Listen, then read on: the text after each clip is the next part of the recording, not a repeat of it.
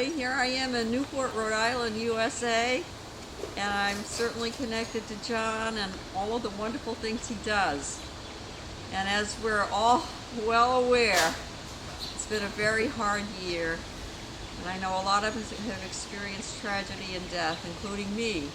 So I thought that in light of our experiences, our shared experiences this past year or so, that I'd read a prose poem I wrote several years ago that represents how I imagine heaven to be. And it's called My Mother in Heaven. I felt like talking to my mother and thought I'd phone. Then I remembered she had died more than 3 years before.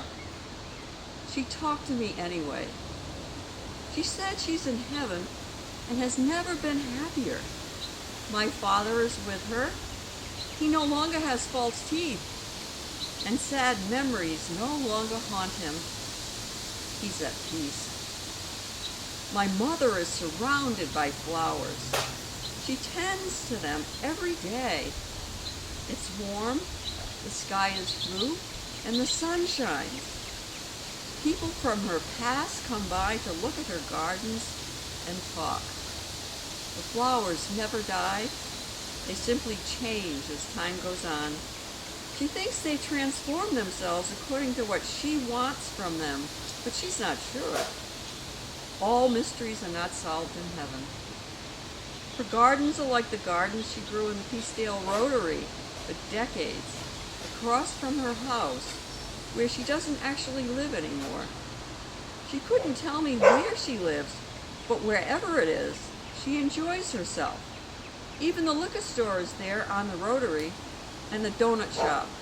The liquor is free and does not make you drunk. The donuts are free and do not make you fat. No one has to go to the bathroom. She doesn't understand that, but that's how it is. No one has to shower, wash, or brush teeth, but people do it anyway because it feels good. Whenever she wants, she visits her mother and father and 2 brothers who died in infancy, and everyone else she has ever loved and missed when she lived in Peacedale. Like her brothers and sisters and the people they married and their children who are no longer on earth. They get together for meatballs, spaghetti, biscotti, salad dressed with oil and vinegar, and the rest of the huge list of Italian food they love.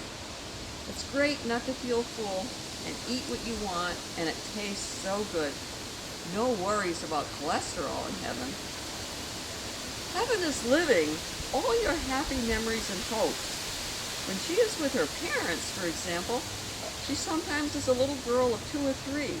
Other times she's a teenager, sometimes a happy adult, sometimes weighted down with worry, but things turn out all right.